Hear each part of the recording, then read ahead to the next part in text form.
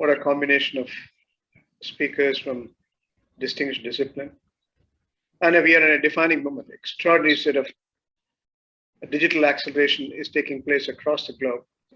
And global growth itself is contingent on digital acceleration. We have seen the reflection in the International Monetary Fund indicators this month in October. This happens to be a virtual International Monetary Fund meeting this year as well as last year. If you look at the agenda, both CYBOS as well as the International Monetary Fund agenda, it was all confined to digital identity, digital acceleration, cyber risk. So global economists, global bankers, technicians, and again, monetary policy makers, politicians, they all are converging on one substance. This is a transformational world, and we have extraordinary set of opportunity for the betterment of the humanity exist if we embrace technology, and we can even measure and manage the productivity with a different acceleration. Add to that is the cyber risk. Now, let me tell you in substance, International Monetary Fund has projected for this year, the growth is around 5.9% in aggregate terms. It was originally 6% in the spring meetings, then they revised it twice, and they came to a conclusion. This year, we should be ending up around 5.9% in global terms. When it comes to advanced economies, because of the well-administered vaccine status, they are coasting along around 5.2%, whether it is United States or Japan or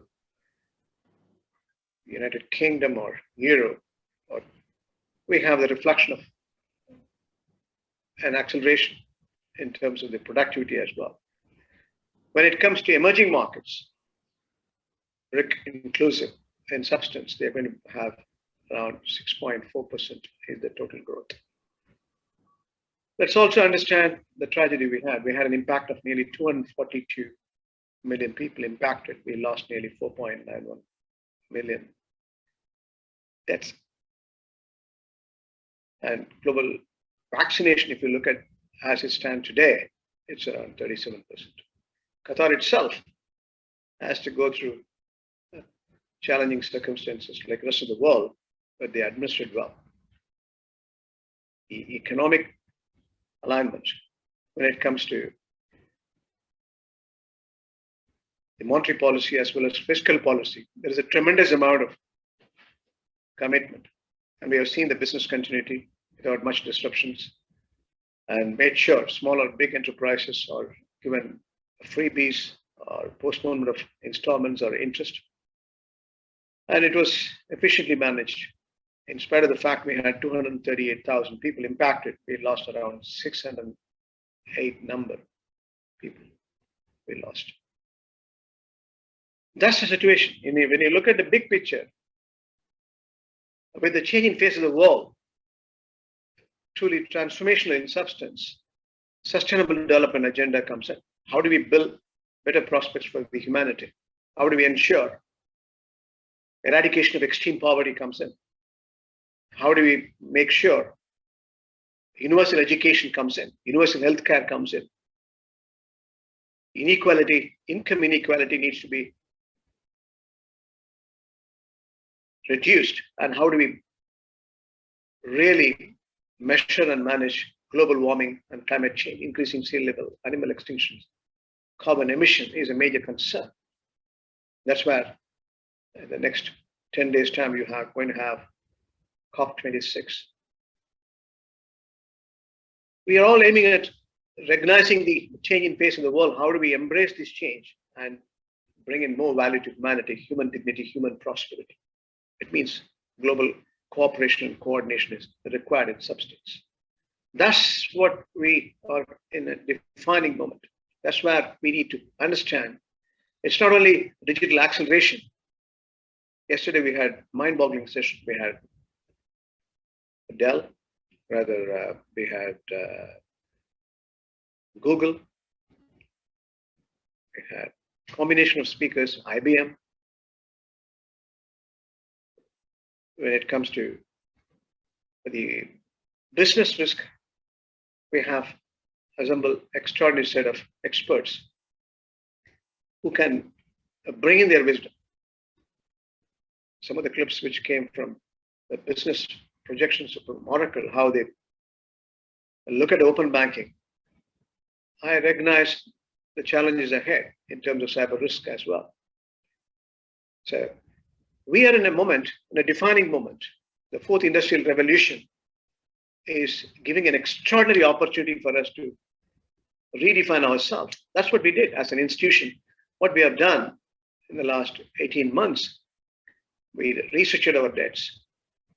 We did good remedial management. We look at opportunity in terms of revenue enhancement. Rationalization as the structured principles. We are working on it, including technology drives the cost reduction now. We are seeing it. The methodologies have changed. Whether you go for a platform or a buyout, capex or operating expenditure formulae, we have seen the reorganization in terms of business model, corporate or retail, treasury or investments or international. We have ample opportunities for us to change the business model. Akin to that is the risk. How do we map this risk? How do we ensure business sustainability is getting accomplished? How do we ensure we manage it? What sort of risk? What sort of challenges we have? We need to understand. We will now look at the opportunity to look at some of the beautiful clips I thought it's appropriate for today's session I should present to you. So, global growth apart, resilience, that's the key. The important thing is to recognize these challenges are real. It's all happening in the midst of us, and we all have enough instances to recognize we have to be careful to protect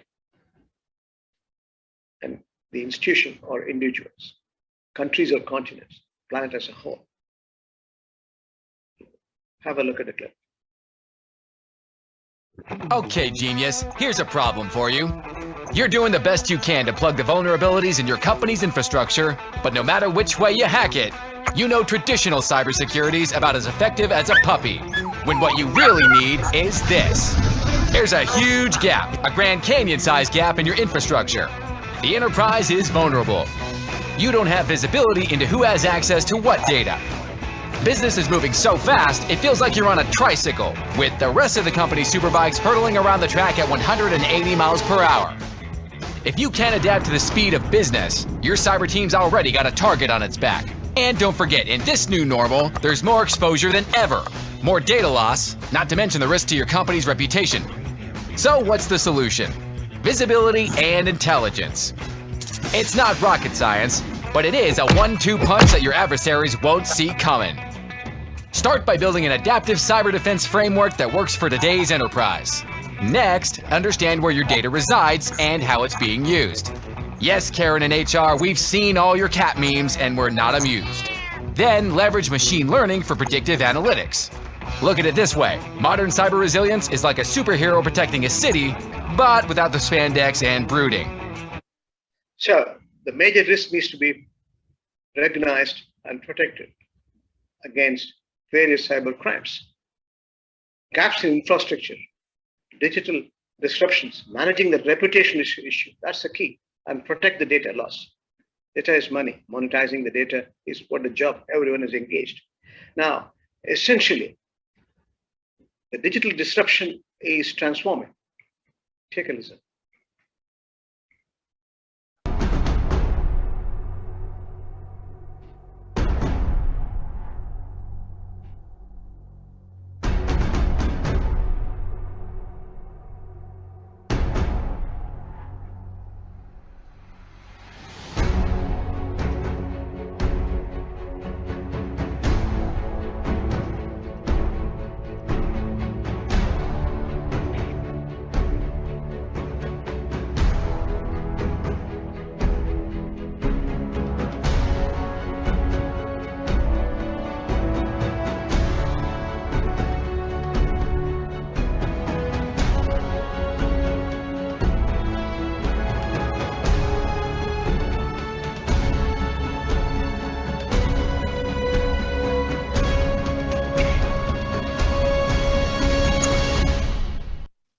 That's what it is.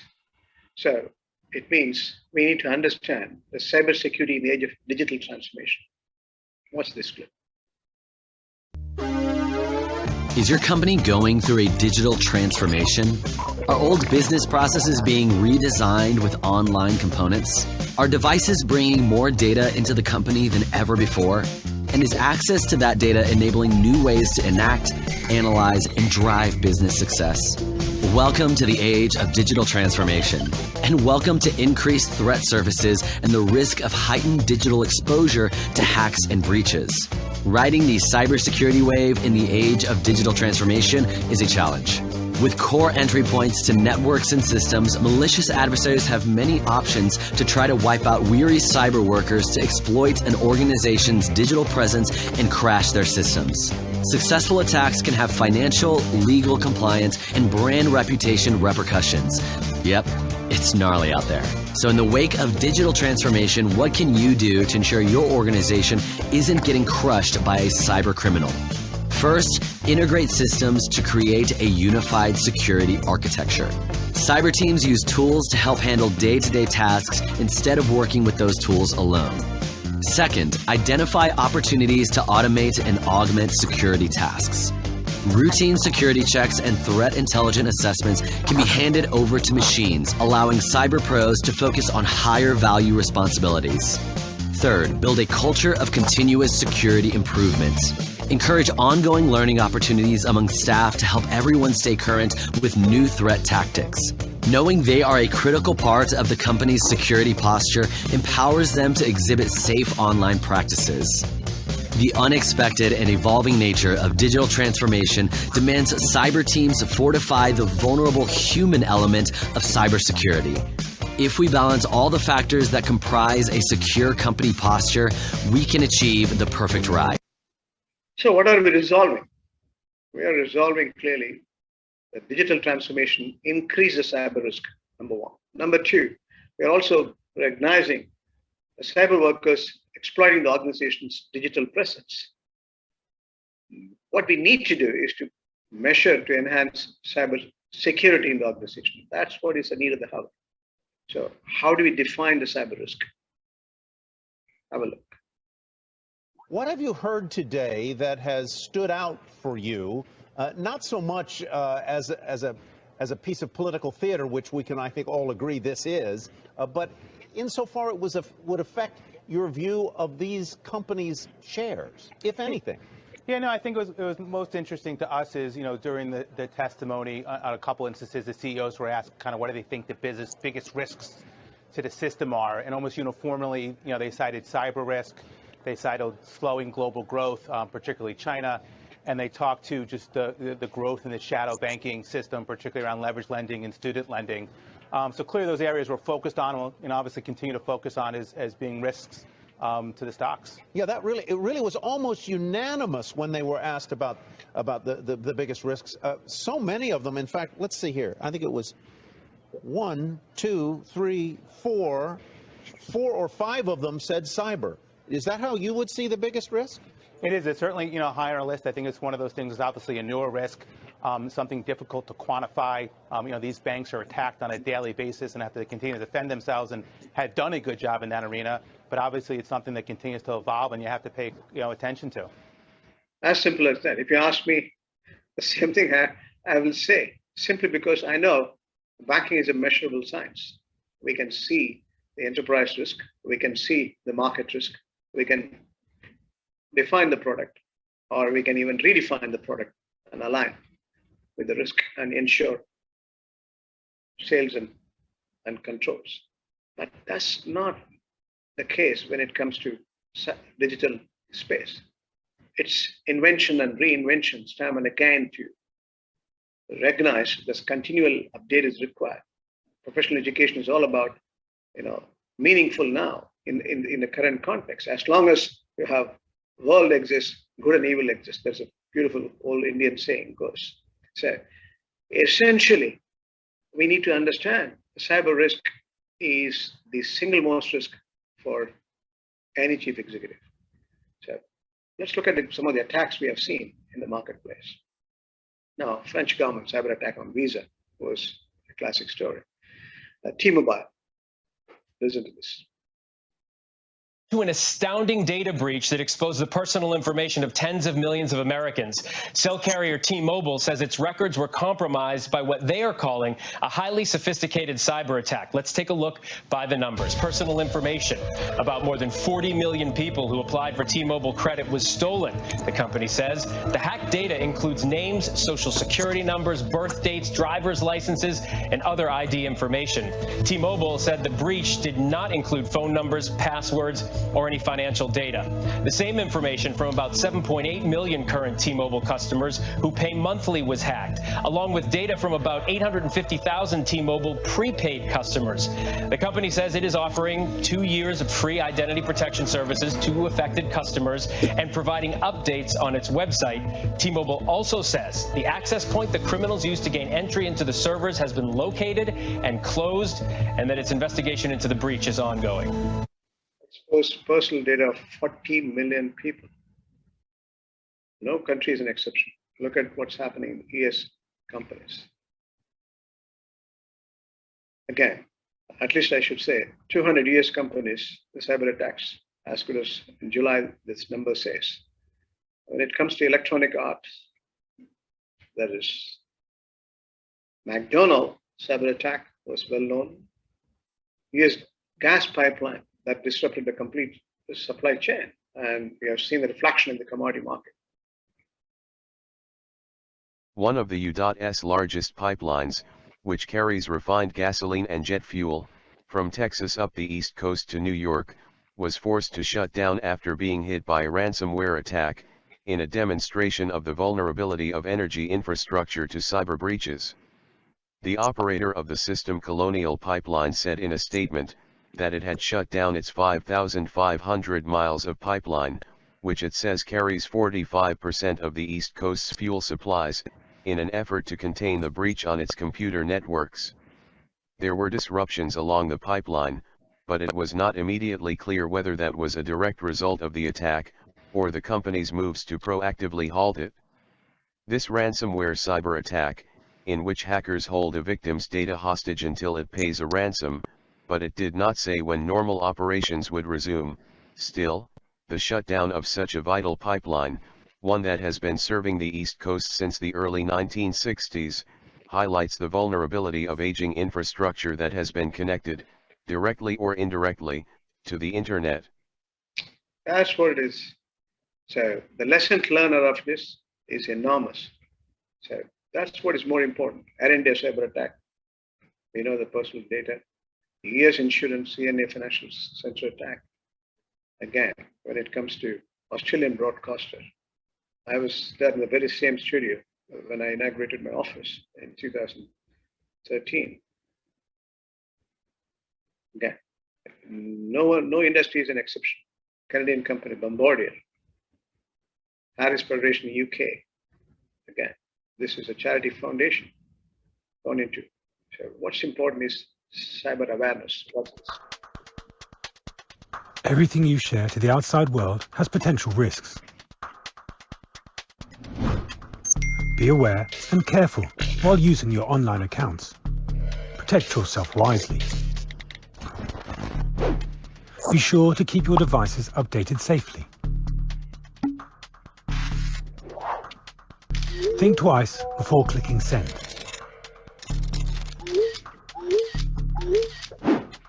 And know who you're accepting from before proceeding.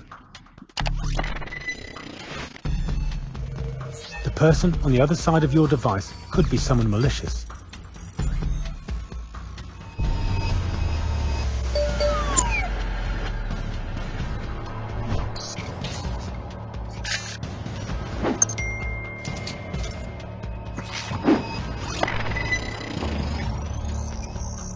Remember, everything shared is shared with everyone. That's what it is. Everything shared is shared with everyone. Thanks to the Qatar government, they published this. So what is important is to recognize the framework. Have a look. The scale of potential cybersecurity vulnerabilities can sometimes seem mountainous. The average UK business is subjected to 231,038 cyber attacks a year. In 2018, the UK government found that 47% of small businesses, 64% of medium-sized ones, and 72% of large organisations experienced a cybersecurity breach or attack in the last year. Cyber resilience accepts that there is a risk that an attack might be successful, no matter how well prepared your defences are. It takes you beyond cybersecurity, stressing the importance of being prepared for an attack so that you can respond and rebound with minimal impact to your business. A cyber resilience framework provides a flexible approach to managing your risks.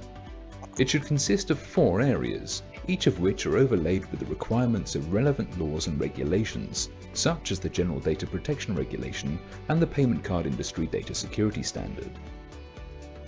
Using this framework, you can quickly determine the minimum level of resilience necessary, and by improving the maturity of each process and implementing new standards and guidance to expand its scope, you'll be able to improve the maturity of your organization's cyber resilience as a whole.